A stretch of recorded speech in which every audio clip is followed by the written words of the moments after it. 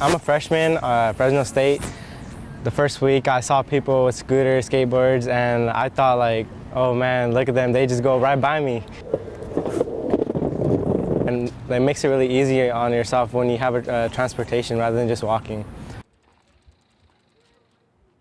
The scooter helps out because you just kick a little bit, a couple of times, and you're like golden, just gliding.